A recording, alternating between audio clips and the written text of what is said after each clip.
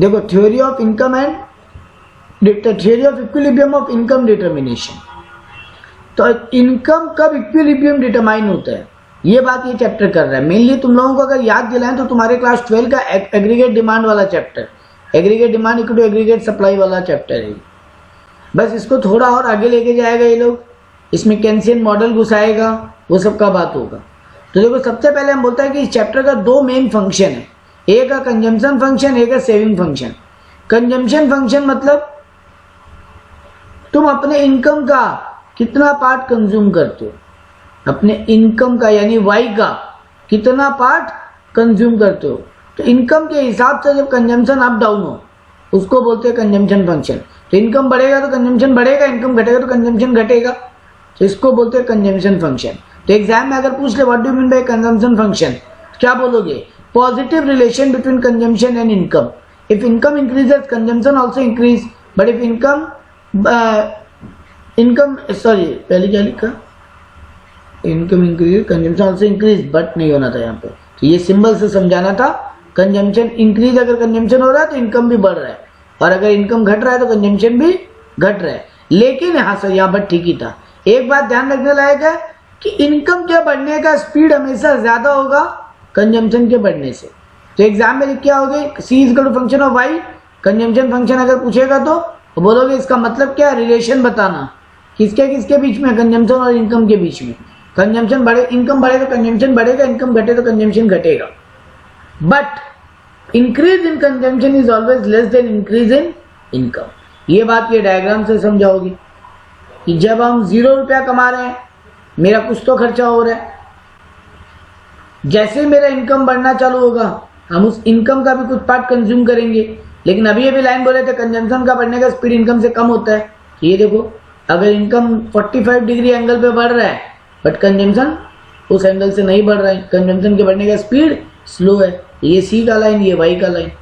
Consumption 45 degree से बढ़ने का मतलब क्या बता क्या होगे कि जो एक्स एक्सिस है और जो वाई एक्सिस है दोनों से गैप इस लाइन का इक्वल होता है। इनकम का गैप वाई एक्सिस और एक्स एक्सिस यानी एग्रीगेट डिमांड का लाइन और इनकम का लाइन दोनों से सेम होता है। ये बात हमेशा बोलोगे। अब बोला यहाँ पे कंजम्पशन फंक्शन को दो पार्ट में तोड़ा, एमपीसी और एपीसी।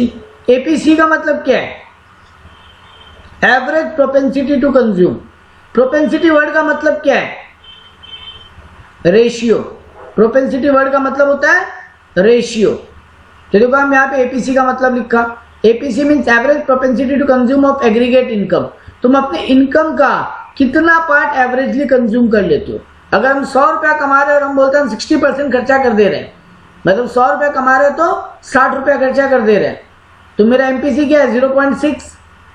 एमपीसी क्या है 0.6, 60% मतलब 0.6। जी सर। तो यही है रेशियो, यही बता रहे हैं कि हम अपने कंजम्पशन का कितना पार्ट एवरेजली, सॉरी इनकम का कितना पार्ट एवरेजली कंज्यूम कर लेता है, यही बात एपीसी बताता है। तो एग्जाम में ये लिख क्या होगा, average propensity to consume of aggregate income. इसका मतलब हम अपने कितना इनकम का कितना पार्ट कंज्यूम कर लेते हैं। वैसे तुमको यहाँ पे बोला एमपीसी, एमपीसी क्या होता है, मार्जिनल वर्ड का मतलब होता है एडिशनल या चेंज। तो change in propensity to consume due to change in income, change in propensity to consume due to change in income. और इसका मतलब मीनिंग क्या बोलोगे भाई कि एक्स्ट्रा जो इनकम करते हैं उसमें से कितना एक्स्ट्रा पार्ट खर्चा कर देते हैं। तो अब सी का फॉर्मूला क्या होगा, जब हम बोला मेरा इनकम किस पे डिपेंड, खर्चा किस पे डिपेंड करता है, इनकम पे, तो सी बाई वाई होगा एपीसी का फॉर्मूला, सी बाई वाई। और एमपीसी का फॉर्मूला क्या होगा, change in C by change in Y. क्योंकि अभी तो हम बोला कि एडिशनल इनकम का कितना एडिशनल खर्चा कर देते हैं, तो एपीसी और एमपीसी का मतलब ये हुआ। तो यहां जब हम एक सी का डायग्राम ड्रॉ करते हैं, सी कहां से चालू हो रहा है, वाई एक्सिस से। क्योंकि सी बताता है कि और इस सी में दो चीज है, एक फिक्स खर्चा और एक वेरिएबल खर्चा। यानी वो खर्चा जो मेरे इनकम के हिसाब से बदले वो हो गया वेरिएबल खर्चा, और फिक्स खर्चा यानी ऑटोनोमस खर्चा, जो हम कुछ भी कमाए या नहीं कमाए खर्चा तो करेंगे। सो टोटल सी का मतलब क्या हो गया, autonomous consumption plus additional consumption due to income. तो अगर कोई पूछे सी का मतलब बताओ तो बोलोगे autonomous consumption plus additional consumption due to additional income. जब दोनों को जोड़ लेते हैं तो सी बनता है। एपीसी हमेशा घटता रहता है, एपीसी हमेशा एवरेज हमेशा घटता रहता है, और एमपीसी जो है वो हमेशा जीरो से बड़ा और 1 से छोटा होगा। एमपीसी हमेशा 0 से बड़ा और 1 से छोटा होगा।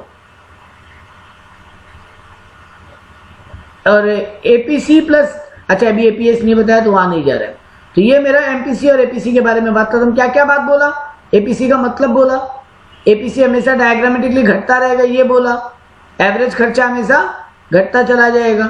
एपीसी का फॉर्मूला बोला, वैसे ही एमपीसी बोला, एमपीसी का फॉर्मूला बोला, और एमपीसी का क्या बोला? एमपीसी 0 से बड़ा और 1 से छोटा होगा। एपीसी भी 0 से बड़ा और 1 से छोटा होगा। तो ये बातें तुम लिख के आ सकते हो अगर खाली एपीसी एमपीसी समझाने बोलता तो। अब अगला पार्ट आता है सेविंग फंक्शन। सेविंग फंक्शन क्या है? Saving is equal to function of income. Same बात, सेविंग भी किस पे डिपेंड करता है? इनकम पे। इसका भी पॉजिटिव रिलेशन है इनकम के साथ। इनकम बढ़ेगा तो सेविंग बढ़ेगा, और यहां भी वही बात है, speed will be less than Y. तो सेविंग के बढ़ने का स्पीड हमेशा वाई से कम होगा, इनकम से कम होगा, और सेविंग का डायग्राम हमेशा नेगेटिव से चालू होगा। ये मेरा 0th लाइन है तो उससे नीचे से चालू होगा, और जैसे जैसे इनकम बढ़ेगा धीरे धीरे सेविंग पॉजिटिव होता जाएगा। एक टाइम होगा जब सेविंग इक्वल टू इनकम होगा यानी 0, और उसके बाद सेविंग पॉजिटिव होता चला जाएगा, सेविंग बढ़ता चला जाएगा। तो यहां पर ये भी मेरा सेविंग का मतलब। अब सेविंग में भी दो पार्ट है, एपीसी और एपीएस और MPS, average propensity to save and marginal propensity to save. यहां भी वही बात है, मेरा सेविंग किस पे डिपेंडेंट है? इनकम पे। तो ऑलवेज मेरा एपीएस का फॉर्मूला क्या होगा? S by Y, saving by income, और एमपीएस का फॉर्मूला क्या होगा? Change in S by change in Y. यहां भी वही बात बोलोगे कि एमपीएस हो या एपीएस हो, 0 से बड़ा और 1 से छोटा होगा, 0 से बड़ा और 1 से छोटा होगा। यहां भी बोलोगे टोटल एस कैसे कैलकुलेट होता है? स्टार्टिंग में सेविंग नेगेटिव होता है, और फिर सेविंग मेरा इनकम के हिसाब से बढ़ता जाता है। तो वो सेविंग जो इनकम पे डिपेंड कर रहा है, प्लस वो सेविंग जो मेरा स्टार्टिंग में नेगेटिव है, क्योंकि मेरा कंजम्पशन कुछ भी कमा नहीं रहा है तब भी हो रहा है, तो वो पैसा कहां से आ रहा है? सेविंग से। तो अगर आपको एपीएस एक्सप्लेन करने बोले, एमपीएस एक्सप्लेन करने, तो ये बोलोगे। अब एक बात बोलोगे, हमेशा एपीसी प्लस एपीएस 1 होगा, वैसे एमपीसी प्लस एमपीएस ऑलवेज 1 होगा। तो इतनी बातें तुम एपीसी एपीएस एमपीएस में लिख के आ सकते हो। ये छोटा पार्ट में आएगा 2 से 3 नंबर में। एक पार्ट अब यहां पूछता है जो हम एक्सप्लेन कर देते हैं। आपसे पूछता है कि सेविंग कर्व डिटरमाइन कैसे हुआ या डेराइव कैसे हुआ? How saving curve is derived with the help of aggregate demand. आपको पूछ सकता है how saving curve will be determined with the help of aggregate demand. तो आप पहले सेविंग का मतलब बताओगे, कंजम्पशन का मतलब बताओगे, फिर बोलोगे ये मेरा एग्रीगेट डिमांड का लाइन है जहां मेरा इनकम फ्लैट बढ़ता रहता है लेकिन कंजम्पशन, सॉरी ऐसे मत बनाओ, ऐसे बनाओ, ये मेरा इनकम का लाइन है, ये मेरे कंजम्पशन का लाइन है। तो कंजम्पशन का बढ़ने का स्पीड स्लो है, सेविंग के इनकम के बढ़ने का स्पीड तेज है। अब देखो स्टार्टिंग में हम क्या बोला था, कुछ नहीं भी कमा रहे हैं तो खर्चा हो रहा है, तो मेरा सेविंग नेगेटिव रहेगा। लेकिन जैसे जैसे मेरा इनकम बढ़ेगा और कंजम्पशन से उसका गैप छोटा होता जाएगा, मेरा सेविंग पॉजिटिव चलता चला जाएगा। और जब मेरा सेविंग इक्वल टू कंजम्पशन होगा, मतलब जितना कमा रहे हैं उतना खर्चा कर रहे हैं, sorry income equal to consumption होगा, हम जितना खर्चा कर रहे हैं उतना ही कमा रहे हैं, तो फिर मेरा सेविंग 0 होगा। और जब मेरा इनकम ज्यादा और कंजम्पशन कम होगा, मेरा सेविंग पॉजिटिव होगा। तो एग्जाम में ये डायग्राम ड्रॉ करोगे, पहले इस पॉइंट का एक नाम दोगे कि स्टार्टिंग में मेरा कंजम्पशन C है, जब मेरा इनकम 0 है तब मेरा सेविंग -S है। लेकिन जैसे जैसे मेरा इनकम बढ़ेगा और इनकम 45 डिग्री का लाइन होगा, वो पैरेलल बढ़ेगा एकदम एक ही स्पीड में, यूनिफॉर्म स्पीड में बढ़ेगा, लेकिन कंजम्पशन के बढ़ने का स्पीड स्लो होगा। तो जैसे जैसे मेरा कंजम्पशन और इनकम का गैप कम होता चला जाएगा, नैरो डाउन होता चला जाएगा, मेरा सेविंग पॉजिटिव होता चला जाएगा। अब पैरा चेंज करोगे, वहां लिखोगे कि एक पॉइंट आएगा जब ये इक्विलिब्रियम पॉइंट होगा जहां पे मेरा कंजम्पशन इक्वल टू इनकम है, तब मेरा सेविंग 0 होगा। फिर एक पॉइंट पे बोलोगे थर्ड पैराग्राफ चेंज करके, जिसमें बोलोगे after a point of time my income will be more than consumption and in that scenario my saving will be positive. तो 3 पैराग्राफ में ये बात लिख क्या होगी, how saving come is derived with the help of aggregate demand curve. तो exam में ये बड़ा क्वेश्चन पूछेगा तो डायग्राम बनाओगे और ये 3 पैराग्राफ में लिखोगे। अब पहला काम वही करोगे बेटा जो हम हमेशा बोलते हैं। पहला काम क्या करोगे, बोलोगे ये मेरा एक्स एक्सिस जो है वह एग्रीगेट डिमांड बता रहे हैं, वाई एक्सिस जो है वो इनकम का लाइन है, सी मेरा कंजम्पशन का लाइन है जिसको एग्रीगेट डिमांड भी बोलते हैं, और वाई मेरा एग्रीगेट सेविंग्स एग्रीगेट सप्लाई का लाइन है। तो स्टार्टिंग में सी बड़ा होगा वाई छोटा होगा। ये एक्सिस में मेरा सेविंग का लाइन है, यहाँ पर इनकम ही है और यहाँ एग्रीगेट डिमांड है। तो ये बातें पहले बताओ कि कौन से एक्सिस में क्या ड्रॉ किए, उसके बाद ये 3 पैराग्राफ लिखोगे तो आपके 4 पैराग्राफ का आंसर हो गया और डायग्राम भी बना के होगी। इस पॉइंट को नाम दोगे इक्विलिब्रियम, इस पॉइंट को नाम दे देना कुछ भी, एक ए बी सी। तो बोलना एट पॉइंट ए मेरा एडी इक्वल टू एस हो रहा है यानी इक्विलिब्रियम हो रहा है, तब मेरा सेविंग 0 हो रहा है, और after point A saving positive हो जा रहा है। थर्ड पैराग्राफ में ये बात लिखोगे। तो एग्जाम में ये एक बड़ा क्वेश्चन आता है इस पार्ट से, छोटा छोटा क्वेश्चन हम बता दिए एडी एस उन सब का मतलब। एक चीज और पूछता है आपसे यहाँ पे छोटा क्वेश्चन में, टोटल सी का फॉर्मूला और सॉल्यूशन। तो एग्जाम में क्या बताओगे, सी का मतलब कंजम्पशन तो बता दोगे और कंजम्पशन बता के ये बात लिख भी दोगे, समझिए ये वाला बात कि C is autonomous consumption plus additional consumption due to change in income. वैसे ही एस इजिकल टू स्टार्टिंग में negative saving due to fix consumption या due to autonomous consumption and after that change in S due to change in income. इन दोनों को जोड़े तो ऐसा आ जाएगा। इसका इक्वेशन कैसे लिखोगे, इसका इक्वेशन ऐसे लिखोगे, C equal to C bar plus B into Y. यहां बी का मतलब ये एमपीसी और एस में लिखोगे minus S plus 1 minus B into Y. यहां 1 माइनस बी का मतलब क्या, एमपीएस। तो यही हो गया ना, हम अपने इनकम का एक्स्ट्रा कितना सेव कर रहा है या फिर इनकम का एक्स्ट्रा कितना कंज्यूम कर रहा है। और ये सी बार मतलब ऑटोनोमस कंजम्पशन जो फिक्स खर्चा लग ही रहा है मेरा, और यहाँ एस का मतलब नेगेटिव सेविंग स्टार्टिंग में जो फिक्स खर्चे के कारण है। तो एग्जाम में आप ये इक्वेशन वाला बात लिख के आ सकते हो। आप एग्जाम में सी का मतलब लिख के आओगे, डायग्राम बना के आओगे, एस का मतलब लिख के आओगे, डायग्राम बना के आओगे। तीसरा फंक्शन, हम अब तक कितना फंक्शन पढ़ चुके हैं इस चैप्टर में, 2, कंजम्पशन फंक्शन और सेविंग फंक्शन। अब हम पढ़ेंगे तीसरा फंक्शन जिसका नाम क्या है, इन्वेस्टमेंट फंक्शन। जैसे हम बोला मेरा सी किस पे डिपेंडेंट है, इनकम पे, मेरा एस किस पे डिपेंडेंट है, इनकम पे। लेकिन जब हम इन्वेस्टमेंट फंक्शन लिखेगा तब हम बोलेंगे मेरा वाई डिपेंडेंट है इन्वेस्टमेंट पे। तो इन्वेस्टमेंट फंक्शन का पहले मतलब क्या लिखोगे, relation between aggregate investment and it determinants. Relation between aggregate investment and it determinants. Sir determinants क्या क्या है इन्वेस्टमेंट के, तुम्हारा इंटरेस्ट रेट पे डिपेंड करता है तुम कितना इन्वेस्ट करेगा, और तुम्हारा देश का इनकम पे भी डिपेंड करता है तुम कितना इन्वेस्ट करेगा। यानी तुम्हारा इनकम और मार्केट का इंटरेस्ट रेट, इन दोनों फैक्टर पे तुम्हारा इन्वेस्टमेंट डिपेंड करता है। इंटरेस्ट रेट बढ़ेगा, बाजार में अगर तुमको ज्यादा ब्याज मिलेगा तुम ज्यादा इन्वेस्ट करेगा, सॉरी उल्टा हुआ, इंटरेस्ट रेट अगर बढ़ेगा तो तुम लोन कम लेगा, लोन कम लेगा तो इन्वेस्ट कम करेगा।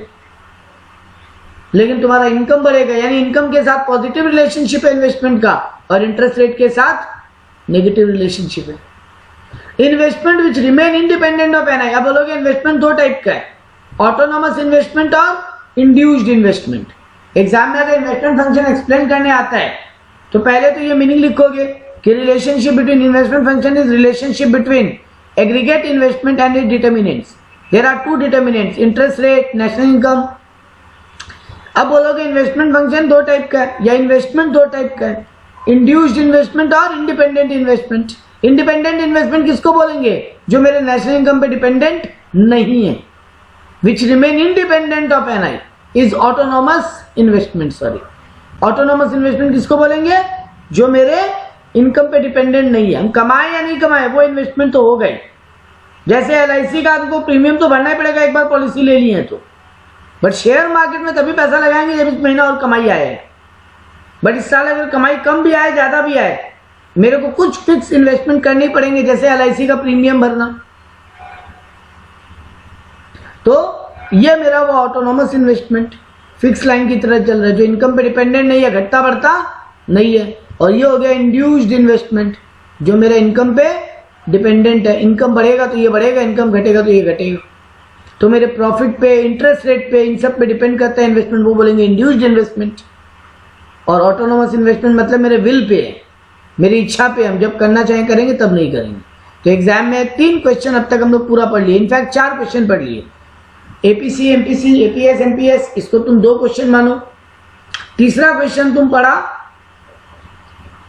सेविंग कर्व कैसे डिटरमाइन होता है। चौथा क्वेश्चन तुम पढ़ा इन्वेस्टमेंट फंक्शन क्या होता है, उसका टाइप्स क्या होता है, डायग्रामेटिकली बताओ। अब आता है एक बड़ा क्वेश्चन, तुम्हारा determinant of equilibrium of level of income, जो इस चैप्टर का मेन थीम पॉइंट था। इक्विलिब्रियम कैसे डिटरमाइन होता है इस मार्केट में। सिंपल केंशियन मॉडल से हम लोग समझेंगे। सिंपल केंशियन मॉडल एग्जाम में बोल भी देता है बहुत बार। सिंपल केंशियन मॉडल बोलता क्या है? देखो, कोई भी टाइप में तुम एक बात समझो, तुम्हारा जो इकोनॉमी है उसके कितने पिलर्स हैं? तुम्हारा जो इकोनॉमी है उसके कितने पिलर्स हैं? बोलो। 4 है। क्या क्या है 4? Land, labour, capital. हाँ बेटा, वो फैक्टर ऑफ प्रोडक्शन है। अच्छा अच्छा। हम पिलर्स पूछा, हम इसलिए सेक्टर चुप रहे। क्या है 4 सेक्टर बेटा? Primary, house secondary. प्राइमरी, नहीं, अच्छा, वो household, firm, household, firm, RW, government और X-M। Rest of the world. हाँ, household, firm, government, rest of the world.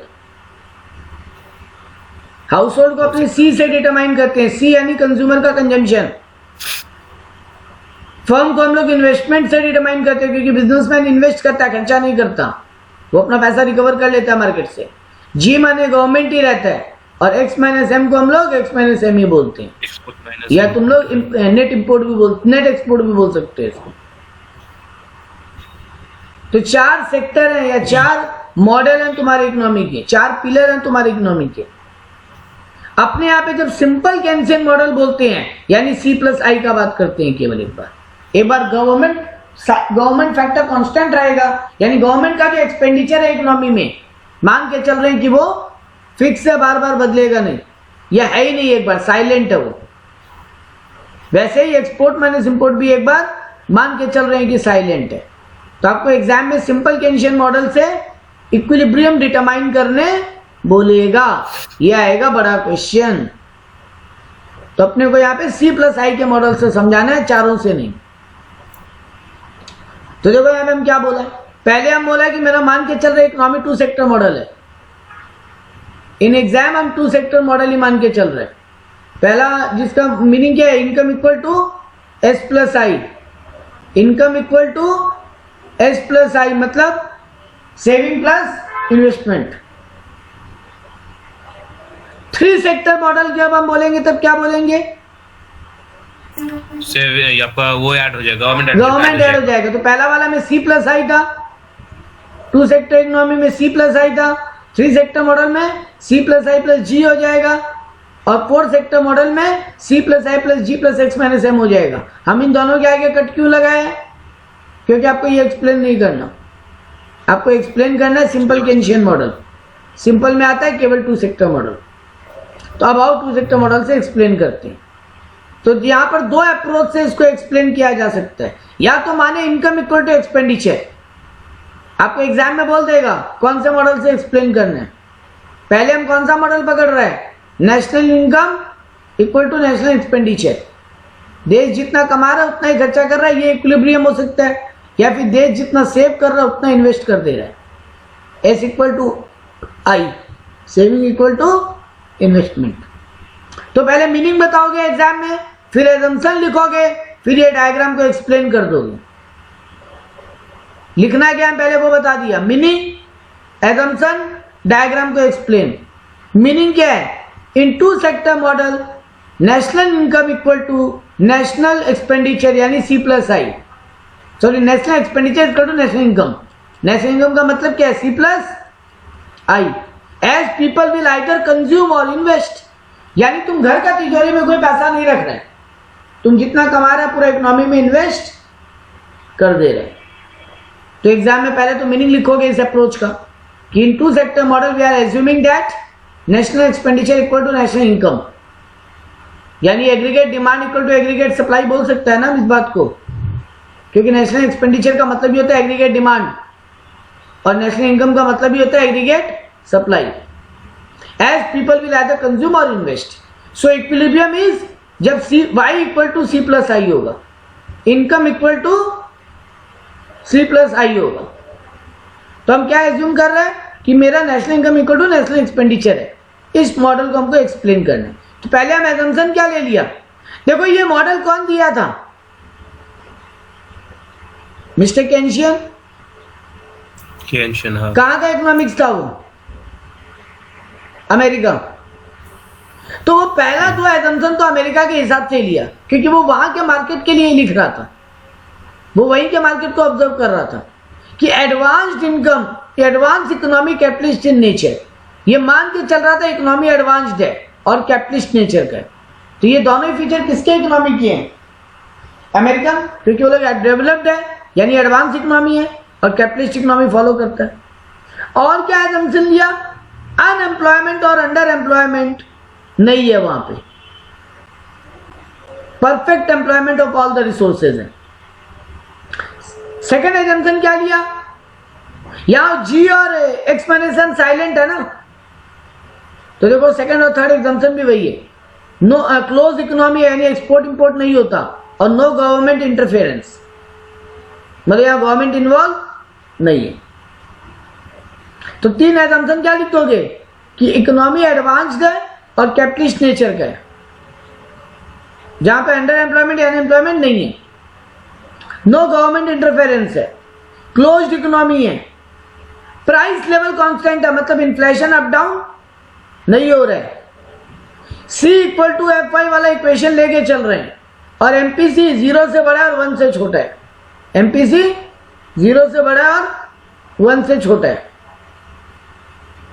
Investment autonomous है, यानी इस चैप्टर के लिए समझने के लिए इंड्यूस इन्वेस्टमेंट है ही नहीं, ये खाली थ्योरी में लिखने के लिए था। इन्वेस्टमेंट को हमेशा क्या मान के चल रहे हैं, ऑटोनॉमस, जो इनकम के हिसाब से अप डाउन नहीं हो। और ओनली प्रोडक्ट मार्केट का बात कर रहा है, वन प्रोडक्ट। अगर बात कर रहा है आइसक्रीम का तो सिर्फ आइसक्रीम का ही बात कर रहा है, इसको समझाने के लिए। वो अगर बात कर रहा है चॉकलेट का तो चॉकलेट का ही बात कर रहा है, अगर बात कर रहा है राइस का तो राइस का ही बात कर रहा है।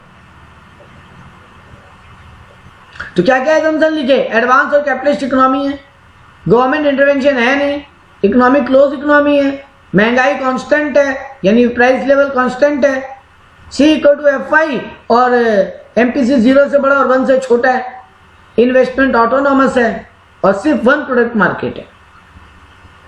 तो मीनिंग लिखोगे कि नेशनल एक्सपेंडिचर का मतलब क्या माने हैं, C प्लस आई, और Y equal to C plus I होगा, ये साबित करना है। नेशनल एक्सपेंडिचर का मतलब मानिए C प्लस आई और Y equal to C plus I होगा, ये मान रहे हैं, साबित करना है हमको। एजम्पशन लिख देंगे। अब आएंगे एक्सप्लेनेशन पे। देखो हम कैसे लिखा, हम पॉइंट पॉइंट करके लिखा, पॉइंट पॉइंट करके मत लिखना, पैराग्राफ बना के लिखना। हम हॉरिजॉन्टल लाइन में क्या समझा रहे हैं, नेशनल इनकम, और वर्टिकल लाइन में टोटल कंजम्पशन, सी या टीसी जो भी एक ही बात होगी, ठीक है। तो हम हॉरिजॉन्टल लाइन में ये समझा रहे हैं, पहले ये लिखेंगे, फिर हम बोलेंगे मेरे इनकम का जो लाइन है वो 45 डिग्री से बढ़ रहा है, वाई मेरा 45 डिग्री है, which means distance from both axis is same. जी सर। तो पहला लाइन लिखेंगे कि कौन से एक्सिस में क्या बता रहे हैं, दूसरे में अब डायग्राम का एक एक पार्ट बताएंगे कि हम क्या क्या बना रहे हैं इस डायग्राम में। सर आप वाई बना रहे हैं, सी बना रहे हैं और आई बना रहे हैं, और फिर दोबारा C प्लस आई बना रहे हैं, तो पहले इसको एक बार C1 बोल लो, इसको C2 बोल लो। ठीक है। तो आप इस डायग्राम में क्या बना रहे हो पहले वो बताओ, तो देखो आपका आंसर अपने आप ही बड़ा हो गया। क्या हॉरिजॉन्टल एक्सिस में क्या बता रहे हो, y का मतलब क्या है, देखो i क्या है, i is horizontal line to N I, यही तो बताया हम। i क्या है मेरा, इंड्यूस ऑटोनोमस इन्वेस्टमेंट, यानी जो फिक्स रहेगा, चेंज नहीं होगा ना। तो ये मेरा i है, हॉरिजॉन्टल टू किसकी है, ये x axis national income. National income के, यानी इनकम के पैरेलल है मेरा इन्वेस्टमेंट। तो ये बताया हम। सी ड्राइव कर, हम सी कहां से चालू किया, हम सी हम वर्टिकल एक्सिस से चालू किया, आई से स्टार्ट हुआ है ना, आई से स्टार्ट हुआ। आई बोलने का दरकार नहीं बेटा, ये मेरा इस लाइन से चालू हुआ ना, आई से मतलब नहीं है उसको, वो ठीक है तुम दोनों बोल सकते हो। तुम बोल रहे ये है कि दोनों यहाँ एक जगह टच कर रहे हैं, चलो वो हम मान लिया। तुम बोलना ये चाह रहे हैं कि तुम्हारा ये जो आई का लाइन है, यहीं से तुम्हारा सी का लाइन चालू हो रहा है। हाँ, वो नहीं बोलने का दरकार है पवित्र बोलने का दरकार ये है कि हम इस वाला लाइन से वाई चालू कर रहे हैं, जीरो से नहीं चालू कर रहे हैं, वाई एक्सिस से। हाँ, वाई एक्सिस से हम चालू कर रहे हैं। C start from vertical axis, fix expenses will be there without any income for human survival. आदमी को जिंदा रहने के लिए कुछ खर्चा तो करना ही पड़ेगा, भले इनकम हो रहा है या नहीं हो रहा। अब वो लोन लेके करे, चाहे जैसे करे, या सेविंग तोड़ के करे, या हम लोग मान रहे हैं पुराना सेविंग से कर रहे हैं, लोन लेके नहीं कर रहे हैं। अब हम नेक्स्ट क्या लाइन ड्रॉ किया, तो देखो हम इस एक्सिस में क्या रखा है ये बताया, इसमें क्या रखा है ये बताया, आई कैसे ड्रॉ हुआ ये बताया, वाई कैसे ड्रॉ हुआ ये बताया, सी कैसे ड्रॉ रहा है वो भी तो बता दिया। जी सर। तो यहाँ पे क्या लिखा, C plus I is parallel to C, distance of C plus I is because investment which is constant. अब देखो इस लाइन में एक बात समझना, इस लाइन में एक बात समझना,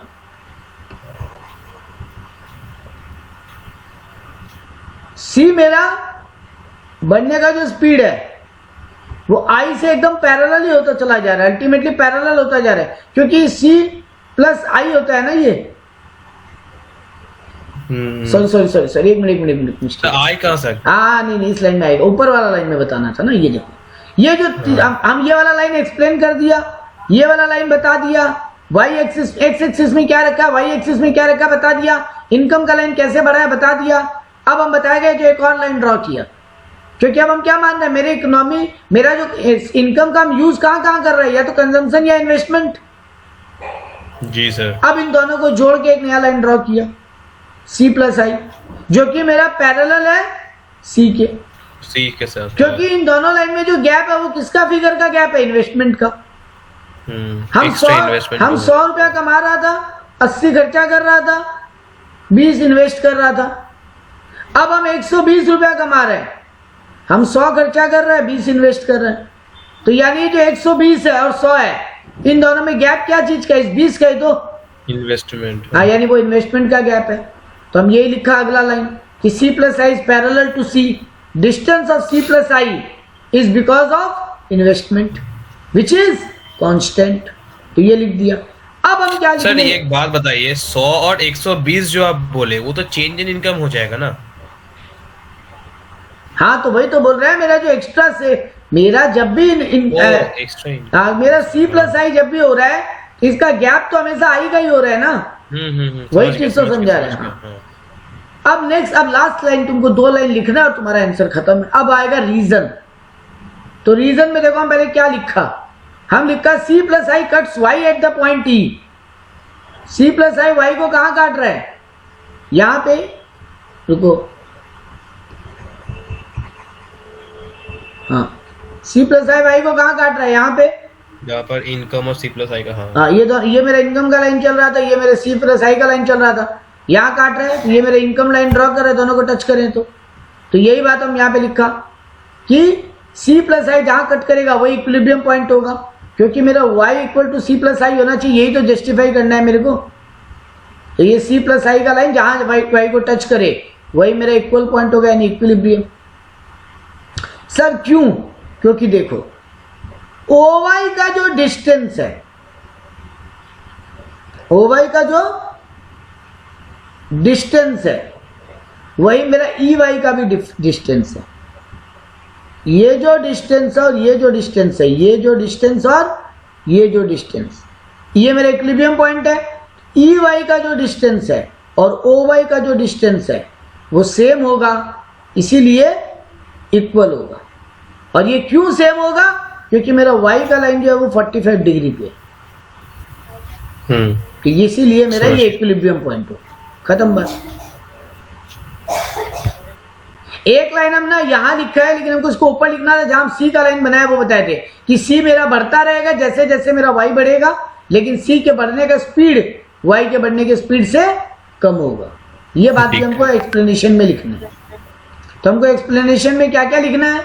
एक बात एक्स एक्सिस वाई एक्सिस में क्या बता रहे हैं, एक बात आई का लाइन कैसे बन रहा है, एक बात वाई का लाइन कैसे बन रहा है, एक बात सी का लाइन कैसे बन रहा है, और सी प्लस आई का लाइन कैसे बन रहा है, और इन दोनों का गैपिंग किसके कारण है। और फिर लास्ट में बताएंगे जहां दोनों कट कर रहा है वो इक्विलिब्रियम पॉइंट है, यानी जहां C plus I equal to Y हो रहा है वही मेरा इक्विलिब्रियम पॉइंट होगा। क्यों?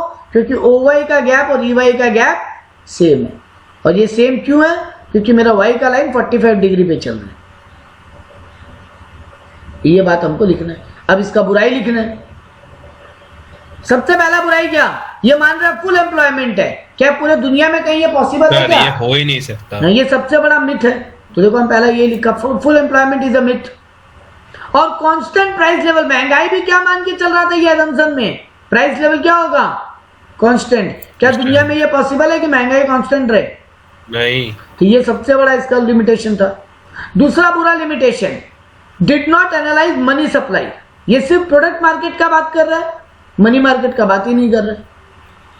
मनी सप्लाई का, मनी विकास सप्लाई बढ़ेगा तो वो भी तो तुम्हारे सब पे इफेक्ट करेगा, इस बात को ये इग्नोर किया।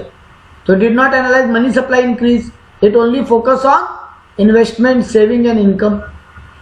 मनी के सप्लाई के बारे में बात ही नहीं किया। और थर्ड बुराई, वही बात, ये कौन से दुनिया का है सर? अमेरिकन इकोनॉमी का।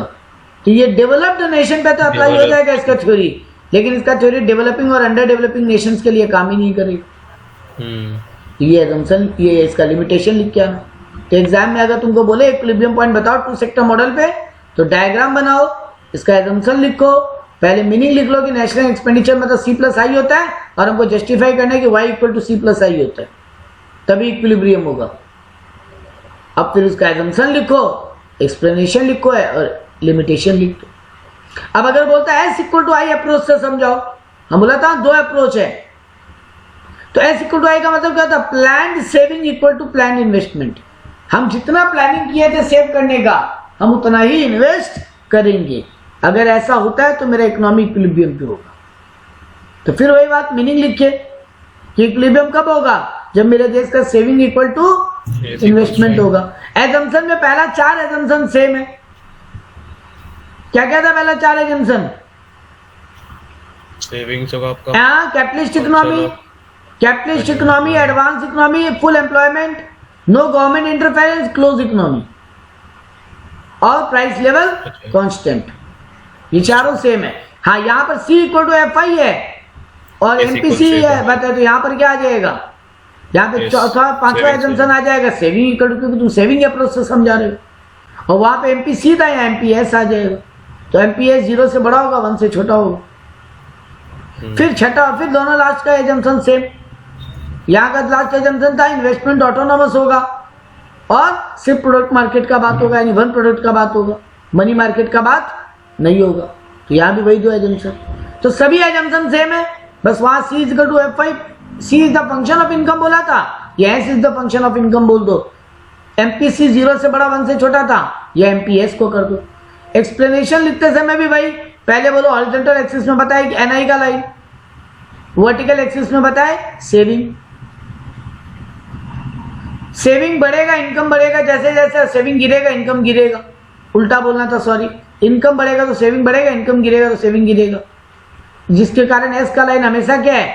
अपवर्ड लाइन, क्योंकि पॉजिटिव रिलेशनशिप में डायग्राम हमेशा ऊपर की तरफ होता है। वही बात सी में भी था, वही बात एस में। एस हमेशा स्टार्ट कहां से होगा? अब एस वाला लाइन बताए, एस नेगेटिव से स्टार्ट होगा। आई वाला लाइन बता देंगे, आई मेरा इंड्यूस्ड इन्वेस्टमेंट है, जो कि मेरा हॉरिजॉन्टल लाइन यानी एनआई के पैरेलल होगा।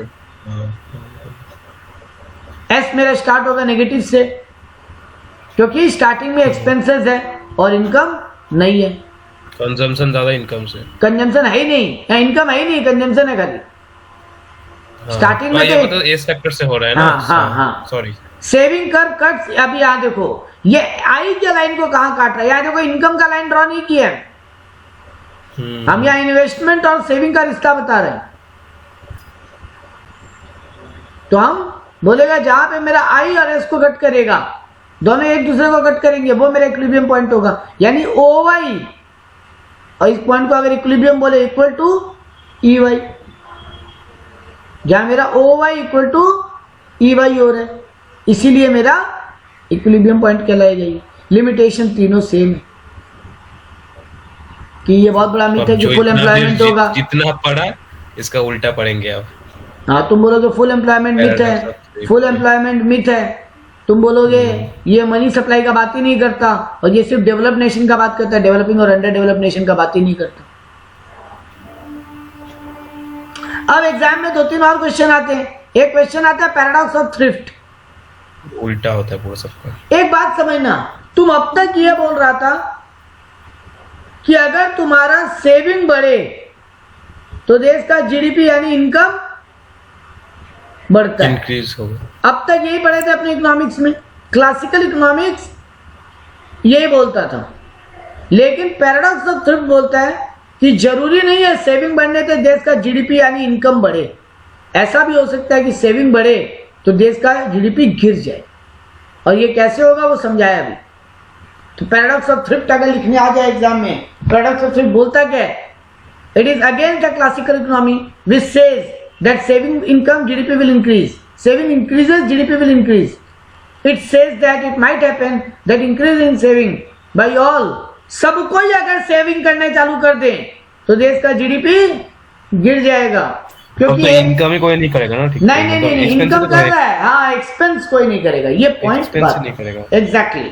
तो ये रिपीट करेंगे। पैराडॉक्स ऑफ थ्रिफ्ट बोला क्या बेटा, नॉर्मल इकोनॉमिक्स क्या बोलता है, क्लासिकल इकोनॉमिक्स क्या बोलता है कि सेविंग बढ़े तो देश का जीडीपी बढ़ेगा। जी सर। लेकिन पैराडॉक्स ऑफ थ्रिफ्ट बोलता है कि सबको ही सेव करने लग गए तो देश का जीडीपी बढ़ेगा नहीं, उल्टा जीडीपी गिर जाएगा। खर्चा नहीं होगा तो कैसे देश का इनकम होगा। हाँ, एक तो खर्चा वाला बात, दूसरा वाला बात ये वाला देखो, सेविंग बढ़ेगा तो बाजार में इंटरेस्ट रेट गिर जाएगा ना। हाँ, ये भी सही बात है। हाँ, तो इन्वेस्टमेंट बढ़ेगा इससे, but this will fall in recession, क्योंकि मार्केट में डिमांड ही नहीं होगा, सब पैसा सेव करने के मूड में है, इससे मार्केट में क्या आ जाएगा, रिसेशन। तो देखो ये बात डायग्रामेटिकली कैसे समझाया कि शिफ्ट इन सेविंग हो जाएगा ना ये तो। जी सर। तो ये देखो तुम्हारा सेविंग का लाइन पहले ये था जो कि इनकम को यहाँ, इन्वेस्टमेंट को यहाँ कट कर रहा था, जिसके कारण तुम्हारा सेविंग इक्वल टू इन्वेस्टमेंट का इक्विलिब्रियम डेराइव हो रहा था। अब अगर सब लोग पैसा सेव करने लग जाएं तो सेविंग का लाइन क्या हो जाएगा, शिफ्ट, लेफ्टवर्ड शिफ्ट हो जाएगा। हाँ, लेफ्टवर्ड शिफ्ट हो जाएगा। तो अगर सेविंग लेफ्टवर्ड शिफ्ट होगा तो अब ये इन्वेस्टमेंट को कहाँ काटेगा, पॉइंट बी पे, इस पॉइंट को नाम दे दोगे पॉइंट ए, अब काटेगा पॉइंट बी पे, तो पॉइंट बी पे काटने के कारण वाई किधर शिफ्ट हो रहा है, वाई रिड्यूस हो रहा है। तो अगर तुम्हारा सेविंग बढ़े, इन्वेस्टमेंट घटने लगे, क्योंकि सब लोग पैसा सेव कर करके अपनी तिजोरी में रखने लग गए, तो Y will fall. So this is paradox of thrift.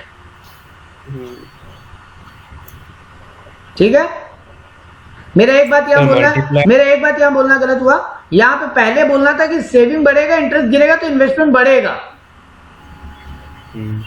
But recession में ये काम नहीं करेगा, रिसेशन में उल्टा हो जाएगा। रिसेशन में क्या होगा, सेविंग बढ़ेगा तो इन्वेस्टमेंट गिर जाएगा, इंक्रीज होगा। हाँ, क्योंकि लोग अपने पास पैसा घरों में रखने लग जाएंगे, जिसके कारण देश का इनकम गिर जाएगा। पैराडॉक्स ऑफ थ्रिफ्ट इसी को कहते हैं। तो ये डायग्राम ड्रॉ करोगे और ये एग्जाम में एक्सप्लेन करोगे। एनी क्वेश्चन यहाँ तक? नहीं सर, मल्टीप्लाई कल कराइए ना, ये एक दिन में सब मनी। हाँ, मल्टीप्लाई, अच्छा ठीक है, गवर्नमेंट एक्सपेंडिचर मल्टीप्लायर बचेगा, टैक्स, एपीसी एमपीसी का बेटा वो 2-2 पॉइंट का ही है, कुछ नहीं है। हाँ, इसमें छोटा छोटा थ्योरेटिकल बहुत है, फिर फॉर्मूला है खाली। 10 मिनट का क्लास हो जाएगा, काम खत्म हो जाएगा अपना। अच्छा ठीक, कराई दीजिए। तो है नहीं कुछ इसमें, तुमको 2 मिनट में समझ में आएगा। अब यहाँ करना क्या है, अगला क्वेश्चन बोलता है गवर्नमेंट एक्सपेंडिचर मल्टीप्लायर क्या होगा। तो देखो अब ये आ गया 3 सेक्टर मॉडल, C प्लस आई प्लस जी। कुछ नहीं किया बेटा, ये देखो ये तुम्हारा लाइन था, ये तुम्हारे इनकम का लाइन था, ये तुम्हारे आई का लाइन था, और ये तुम्हारा पहले C का लाइन था। अब I प्लस C किए तो क्या हो गया, ये नया लाइन ड्रॉ हो गया C प्लस आई का, है ना। अब तक 2 सेक्टर मॉडल में तो यही पढ़े थे। अब हम इसमें थर्ड ऐड कर दे गवर्नमेंट भी, तो एक और नया लाइन ड्रॉ नहीं हो जाएगा, और मेरा खर्चा बढ़ जाएगा, कंजम्पशन और बढ़ जाएगा, C प्लस आई प्लस जी हो जाएगा। तो देखो पहले हम ड्रॉ किया I, फिर हम ड्रॉ किया G। अब जब C प्लस आई जोड़ा तो ये ड्रॉ हुआ, और फिर इसमें G भी जोड़ दिया तो एक और लाइन ड्रॉ हो गया, C प्लस आई प्लस जी हो गया। और क्या करना है, कुछ नहीं। I और C तो ड्रॉ कर ही रहे थे, I और C प्लस आई तो ड्रॉ कर ही रहे थे। हम बोला एक और खर्चा जुड़ गया, एक और मॉडल में एक और एंट्री हो गया गवर्नमेंट का, तो गवर्नमेंट भी अगर हम जोड़ दें तो ये C प्लस आई प्लस जी हो जाएगा। ये Y का लाइन तो एज इट इज है। तो गवर्नमेंट अपना स्पेंड, हाँ क्या बोल रहे हो, जी भी कांस्टेंट रहेगा क्या? जी मोटा मोटी बढ़ने का स्पीड स्लो होगा, ये I की तरह नहीं होगा, लेकिन C और I की हल्का मिक्सचर होगा। ये I से देखो I का लाइन एग्जैक्टली यहाँ पैरेलल हो जाता है ना, और C का लाइन क्या होता है थोड़ा सा ऐसे बढ़ता हुआ, तो G का लाइन पैरेलल भी नहीं होगा और Y C की तरह बढ़ता हुआ भी नहीं होगा, हल्का बढ़ता हुआ होगा। ठीक है, हाँ सर। तो यहाँ पे क्या लिख के आओ जब एग्जाम में कि increase in government spending, income बढ़ जाता है उससे देश का। देख लो जब पहला मेरा खाली C प्लस आई था तो यहां कट कर रहा था इनकम को, तो ये मेरे Y का लाइन था। अब मेरा यहां इनकम को टच कर रहा है तो मेरा नया Y का लाइन ये बन रहा है, गवर्नमेंट, क्योंकि ये मेरे इनकम का लाइन जा रहा है, ये मेरा C प्लस आई प्लस जी जा रहा है। तो अब यहां नया टच कर रहा है। देखो एक बार पूरा मिटा के दिखा देते हैं। ये देखो यहां टच कर रहा है ना C प्लस आई प्लस जी इनकम के लाइन को, ये मेरा इनकम का लाइन जा रहा है, तो ये मेरा C प्लस आई प्लस जी यहाँ टच कर रहा है। तो मेरा नया इनकम क्या हो गया, पहले वाले इनकम से बढ़ गया। तो गवर्नमेंट खर्चा करेगा तो देश का इनकम बढ़ेगा ना, क्योंकि गवर्नमेंट भी सीमेंट खरीद रहा है इंफ्रास्ट्रक्चर बनाने के लिए, गवर्नमेंट भी गरीबों में बांटने के लिए अनाज खरीद रहा है, गवर्नमेंट भी क्या बोलते हैं प्रोडक्शन कर रहा है अपना फैक्ट्रीज में, तो वहां इन्वेस्टमेंट बढ़ा रहा है। तो गवर्नमेंट का स्पेंडिंग बढ़ेगा तो देश का इनकम बढ़ेगा। क्यों गवर्नमेंट को स्पेंडिंग का जरूरत है, अगले पैराग्राफ में हम ये लिख दिया, there is a limit to private expense thus to stimulate GDP. क्योंकि प्राइवेट कितना खर्चा कर पाएगा, प्राइवेट का तो एक लिमिट है ना इन्वेस्टमेंट करने का, प्राइवेट सेक्टर का, उसके लिए गवर्नमेंट को आना पड़ता है ताकि जीडीपी को वो स्टिमुलेट करे, यानी बढ़ाए, ग्रोथ करवाए, तो गवर्नमेंट खर्चा करता है उसके लिए। यहां पर भी वही बात है, change in Y is greater than government expenditure, यानी इनकम के बढ़ने का स्पीड गवर्नमेंट के एक्सपेंडिचर के बढ़ने से स्पीड से ज्यादा होगा। वही जो नॉर्मल सी में नियम था, वही जो नॉर्मल एस में नियम था। Impact of change in income due to government expenditure, government expenditure multiplier, और इसी को गवर्नमेंट एक्सपेंडिचर मल्टीप्लायर बोलते हैं। मल्टीप्लायर का सिंबल क्या होता है, के जी, के माने मल्टीप्लायर और जी माने गवर्नमेंट मल्टीप्लायर। तो ये कैसे बढ़ेगा, change in income by change in G, change in income by change in G. अब अगर हम इस चेंज इन जी को इधर भेज दें तो हमेशा चेंज इन इनकम कैसे कैलकुलेट होगा, change in income equals to K G into change in G. तो ये मेरा इक्वेशन बनता है। एग्जाम में ये इक्वेशन बना के, इसका डेरिवेशन देखो बहुत लंबा है, बट हम उतना लंबा नहीं सिखा रहे हैं क्योंकि एग्जाम में उतना लंबा लिख नहीं पाओगे। तो कम से कम इतना तो लिख के आ सकते हो, डायग्राम बना के, ये पॉइंट दे के। क्योंकि लास्ट हम जब ऑफलाइन करा तो पवित्र बोला था सर डेरिवेशन नहीं लिख के आने पे नंबर नहीं देता है। देखो ये लिख के आओ, डेरिवेशन तुमको नंबर भी देगा। तो बताओगे कि मल्टीप्लाई का सिंबल क्या है, के जी माने government, D Y by D G, change in Y by change in G. अब चेंज इन वाई कैसे डेराइव होगा, multiplier into change in G. तो एग्जाम में ये लिख के आओ, ये डायग्राम बना के आओ और ये लिख के आओ, बढ़िया से नंबर देगा। आखिरी मल्टीप्लायर है टैक्स मल्टीप्लायर, और उसके बाद 5 मिनट का क्लास और है। ये Tax- 2 ही है हम लोग का सिलेबस में, हाँ बैलेंस बजट इन्वेस्टमेंट नहीं है। नहीं, ठीक है, तब ठीक है, बच गए। टैक्स मल्टीप्लायर वो है, वो थोड़ा पार्ट वो हम कल क्लास में बता देगा, कोई दिक्कत नहीं। टैक्स मल्टीप्लायर क्या करता है, ये उल्टा तुम्हारे इनकम को तोड़ता है, कम करता है, क्योंकि तुम्हारा टैक्स बढ़ेगा तो कंजम्पशन क्या होगा, डिक्रीज हो जाएगा, और कंजम्पशन कम होगा तो देश का इनकम, इनकम डिक्रीज होगा। हाँ, क्योंकि एडी घटता है तो इनकम घटता है। ये पूरा चैप्टर ना एडी और वाई का रिश्ता बताया, ठीक से गौर करो, पूरा चैप्टर एडी और वाई का रिश्ता, क्योंकि एडी माने कंजम्पशन का, कंज्यूमर का एक्सपेंडिचर, एग्रीगेट डिमांड, और इनकम माने देश का इनकम। तो यहां पे क्या लिखा, टैक्स रिड्यूस इनकम या जीडीपी, यानी C is the function of Y minus T, consumption is the function of income minus tax. तो increase in tax will reduce consumption which will reduce y to y1। देख लो diagram में, तुम्हारा ये line पहले था y का, तुम्हारा ये लाइन था c का, यहां तुम्हारा एक इनकम का पॉइंट था। जैसे ही तुम्हारा टैक्स बढ़ेगा तुम खर्चा कम करोगे, खर्चा कम करोगे तो यहां टच करोगे ना जी सर। इनकम के लाइन को, तो y क्या हो गया, y लेफ्टवर्ड शिफ्ट हो रहा है, मतलब y रिड्यूस हो रहा है। तो यही तो बोले थे कि जब टैक्स बढ़ता है तो कंजम्पशन गिर जाता है, जिसके कारण मेरा इनकम रिड्यूस हो जाता है। 1-2 मल्टीप्लायर और है तुम्हारा सिलेबस में, मेरे नोट्स में नहीं है, बट हम कल क्लास में एक्सप्लेन कर देंगे, या कल नहीं मंडे को। अगला 2 छोटा छोटा क्वेश्चन है, difference of APC and MPC. अब 2 मिनट का और क्लास है, कुछ है नहीं। तो एपीसी में क्या लिखोगे, ये सी एंड वाई का रेशियो होता है। एपीसी रिड्यूस होता है जैसे जैसे इनकम बढ़ता है, APC reduce less than MPC, और एपीसी के घटने का स्पीड हमेशा एमपीसी से कम होता है। एमपीसी क्या बताओगे, ये change in consumption due to change in income होता है। एमपीसी जनरली कांस्टेंट होता है या रिड्यूस होता रहता है, तो देखो एपीसी हमेशा रिड्यूस होता है, जबकि एमपीसी कांस्टेंट भी होता है और रिड्यूस भी होता है। MPC reduces at larger rate than APC, obvious बात है, इसका उल्टा लिखोगे, जहां लिखे थे APC reduce less than MPC, तो यहां बोलोगे एमपीसी ज्यादा रिड्यूस होता है एपीसी से।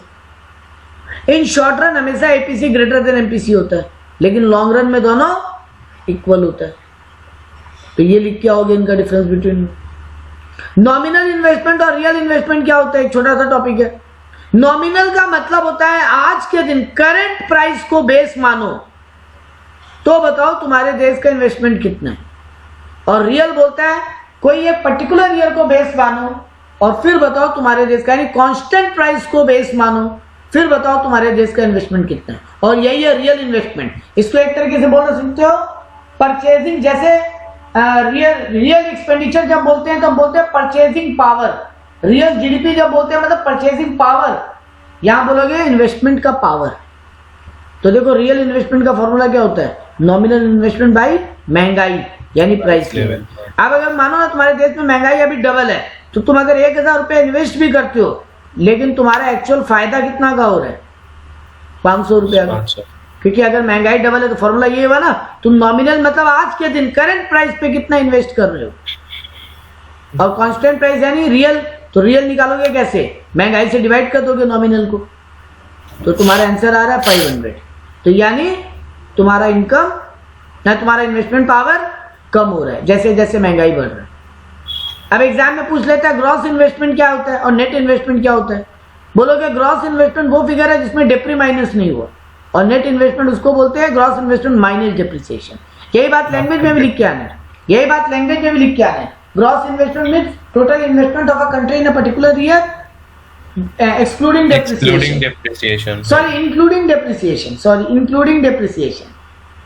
ग्रॉस इन्वेस्टमेंट में डिप्री तो माइनस नहीं हुआ है, इंक्लूड है। अरे बाबा इंक्लूड है, इंक्लूड है, वही तो बोल रहे हैं, इसमें तो घुसा है। नेट इन्वेस्टमेंट मतलब excluding depreciation, that means deducting depreciation. आखिरी बात, क्लास खत्म हो रहा है। एग्रीगेट डिमांड और एग्रीगेट सप्लाई किसको बोलते हैं, इन चारों सेक्टर मॉडल को ऐड कर लो, एग्रीगेट डिमांड हो गया C+I+G+X-M, इसी को एग्रीगेट डिमांड बोलते हैं जब चारों सेक्टर मॉडल को ऐड कर ले। एग्रीगेट सप्लाई किसको बोलते हैं, सी प्लस Savings हो एस, जाएगा। हाँ, consumption plus saving plus tax plus net transfer earning from abroad. Consumption plus saving यानी तुम्हारे देश का प्लस गवर्नमेंट का टैक्स और प्लस एन माने ट्रांसफर अर्निंग फ्रॉम अब्रॉड। तो ये चारों को जोड़ लो तो एग्रीगेट सप्लाई है, क्योंकि यही तो तुम्हारे देश का इनकम हो गया। तुम जो कमाए और सेविंग किए, तुम जो खर्चा किया और सेविंग किए, प्लस जो गवर्नमेंट की जेब में टैक्स गया और प्लस जो विदेश से इंडिया में कमाई हो गया है, नेट ट्रांसफर, चारों को जोड़ लो तो देश का इनकम आ गया ना। जी सर। आखिरी आंसर, मल्टीप्लायर का लीकेज किसको बोलते हैं? मतलब जो पैसा कमाई हो रहा है वो पूरा पैसा इन्वेस्ट नहीं हो रहा है। नहीं हो रहा है, इसी को बोलते हैं मल्टीप्लायर का लीकेज होना। ये कब होता है? जब सेविंग बढ़ने लगे, लोग अपनी घरों में पैसा बचा के रखने लग गए, स्ट्रॉन्ग लिक्विडिटी, लोगों को लगता है हाथ में कैश ज्यादा रखो, पुराना शेयर वेयर में ज्यादा इन्वेस्ट कर रहे हैं। तो ये एक तरीके से शेयर में इन्वेस्टमेंट से क्या होगा, मेरे अकाउंट से निकल के पैसा पवित्रों के अकाउंट में चला जाएगा। कंपनी के पास तो नहीं गया ना, तो कंपनी के पास नहीं गया तो उसका कैपिटल फॉर्मेशन नहीं हुआ, उसका और बिजनेस नहीं बढ़ा, एक्सपेंशन नहीं हुआ। तो सेकेंड हैंड शेयर जब खरीदते हैं, कंज्यूमर गुड्स की जगह हम शेयर सिक्योरिटी में पैसा लगाने लगे, इसको मल्टीप्लायर का लीकेज बोलते हैं। ज्यादा इंपोर्ट करने लग जाए तो पैसा कहां चला जा रहा है? फॉरेन में। तो इंडियन इकोनॉमी में पैसा नहीं बच रहा है। गवर्नमेंट टैक्स को रिड्यूस कर दे, इसको भी मल्टीप्लायर का लीकेज बोलते हैं। टैक्स सॉरी टैक्स रिड्यूस, हाँ वही तो, गवर्नमेंट टैक्स को बढ़ा दे, गवर्नमेंट टैक्स को बढ़ा दे, जिसके कारण तुम्हारा डिस्पोजेबल इनकम घट जाए, खर्चा करने के लिए तुम्हारे पास पैसा ही नहीं बचे। इन्फ्लेशन बढ़ जाना, देखो तुम पहले भी 500 रुपया खर्चा कर रहे थे, तुम तो अब भी 500 रुपया खर्चा कर रहे हो, क्योंकि महंगाई बढ़ गया, तुम ज्यादा सामान ला नहीं पा रहे हो, तुमको बेनिफिट तो कम ही मिल रहे। तुम पहले 500 रुपया खर्चा करते थे और 10 पैकेट बिस्किट लाते थे, अब तुम 500 रुपया खर्चा कर रहे हो, 7 पैकेट बिस्किट ला रहे हो। सर एक बात मेरे को बोलिए, रुकिए। बोलो। Taxation reduce disposable income. Disposable income मतलब जो इनकम आफ्टर खर्चा पेइंग करने द के, टैक्सेस, ठीक है। हाँ।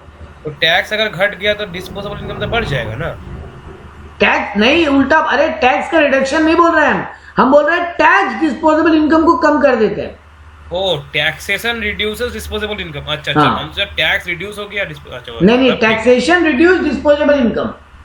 अब गवर्नमेंट के वजह में टैक्स जा रहा है, तुम्हारे पास पैसा कम बचा, तुम खर्चा कम कर पा रहे हैं, और गवर्नमेंट भी हो सकता है उस टैक्स का पैसा इंडिया में खर्चा नहीं कर पा रहा है, क्योंकि गवर्नमेंट का अगर मान लो डेफिसिट ज्यादा है, प्राइमरी डेफिसिट, तो गवर्नमेंट को विदेशों में पेमेंट करना पड़ रहा है, वो भी लीकेज हो गया। हाँ। तो लीकेज ही हो रहा है। अनडिस्ट्रीब्यूटेड प्रॉफिट, कंपनी बहुत ज्यादा रिजर्व एंड सरप्लस अपने पास रख ले रहे,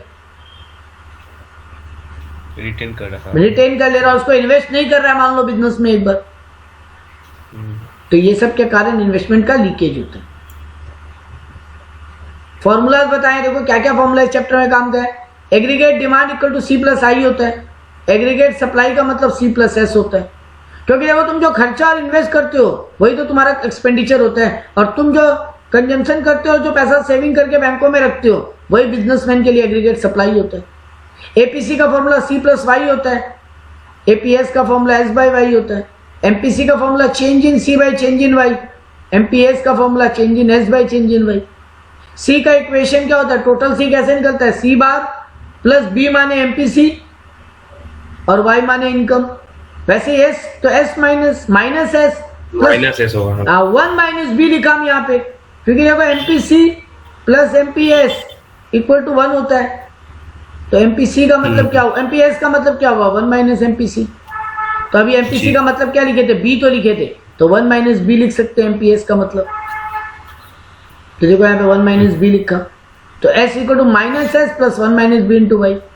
के का एक फॉर्मूला होता है change in Y by change in I, K का एक फॉर्मूला होता है 1 बाई 1 माइनस एमपीसी, और के का एक फॉर्मूला 1 बाई एमपीएस भी होता है। बेटा ये दोनों फॉर्मूला सेम है, क्योंकि 1 माइनस एमपीसी का मतलब भी एमपीएस होता है, वो एमपीएस होता है। हाँ, सही बात है। तो के का यहाँ पे 3 फॉर्मूला हो सकता है। अब एक अच्छा बात ये हो गया, अपने आज के दिन अगर ये खत्म कर लिए हैं फॉर्मूलाज को, अगर एक बार देख के रखो तो मंडे के क्लास में 7-8 सम बना लेते। सर मंडे में आप सिर्फ सम्स से कराइए, और वो मतलब एक भी सम्स का ये नहीं है। हाँ, तो मंडे को इसका सम्स करवा देते हैं, तो दोनों चीज डन हो जाएगा। और वो जो मनी मल्टीप्लायर, एक मल्टीप्लायर बच गया आई थिंक ना, इन्वेस्टमेंट और बैलेंस बजट मल्टीप्लायर। हाँ, तो balance budget multiplier, investment multiplier, वो दोनों भी बता देंगे। एक बार नोट्स बना के भेज दीजिएगा तो ठीक है, उसका नोट बना के दे आज हम देंगे, देखिएगा, रात को कर लेगा एक बार। उसका नोट बना देंगे।